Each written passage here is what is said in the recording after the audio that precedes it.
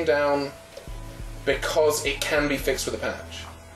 So why give any game a negative score? Because there's always the potential the game could be fixed with a patch. I don't know what to say to that. That's a legitimate point. Yeah, it's like the main problem I have is that it didn't feel like a fun racing game. It felt stiff and uncomfortable, and the controls felt really flat, and it doesn't look especially pretty. And I think that saying, well, that could be patched out, that's such an easy gimme, you know? It doesn't feel like that is fair to people to say, we buy it now because it might be better in a couple of weeks' time. Yeah, honestly, I'm not saying buy it now. What I'm saying is wait and see. At this point, because I'm a pretty hardcore LittleBigPlanet fan, I wouldn't grade it down because all three of the games that have come out so far that I played, the first one I've heard of that. I've heard this was an issue because I didn't play the first one right when it started. I didn't have a PS3, but I had LittleBigPlanet 2 on launch day, and it was kind of rough around the edges when you first got it. There were not a lot of games because it had just come out, so there weren't a lot of levels and stuff. But the stuff that came out really early on for LittleBigPlanet 2 was like, holy fuck balls, how did you make this within 2 days? And I saw some of that with karting as well, where like I found a level where they completely changed the cart you're using. You're not using a cart at all, you're using a boat. And it's, and if you normally in the game, if you drive your cart into water, you get reset.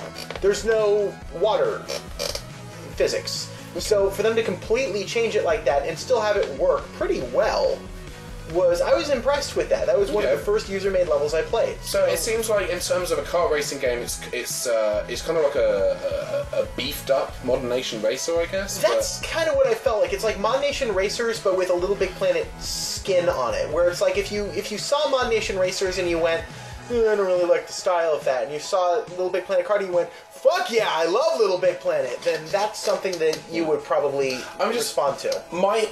Here's the thing.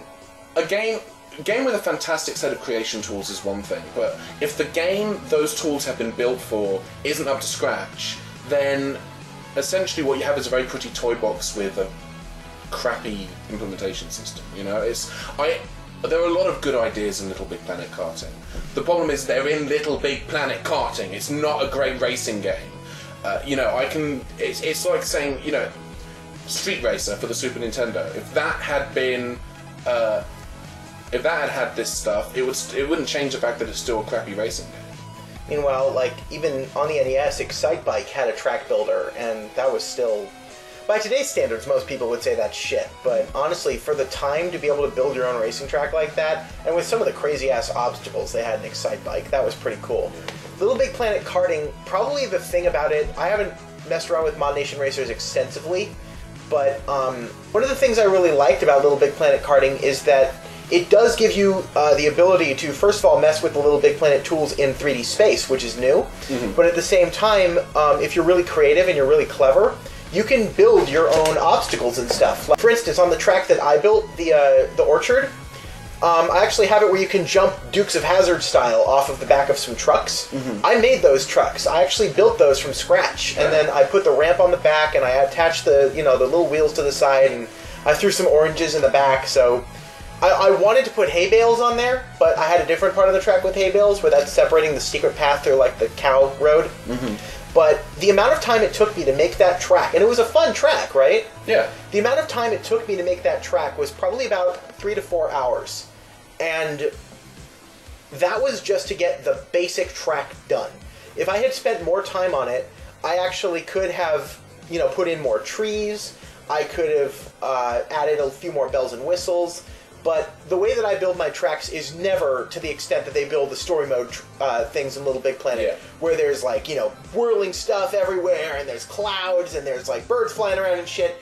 I feel like that's too busy, especially for a kart racer. You don't have time to stop and look at all the pretty shit. So that's one of the problems with turning LittleBigPlanet into a kart racer, is that one of the great things about LittleBigPlanet and LittleBigPlanet 2 is that as you play through these levels, you actually get to go, whoa, look at that really cool set piece. I bet someone spent hours building that in the toolkit. And with karting, it's like, whoa, look at that cool set piece. And you don't even really get a chance to look at it because you're driving past it so fast. You're just like, I think that was pretty cool. So...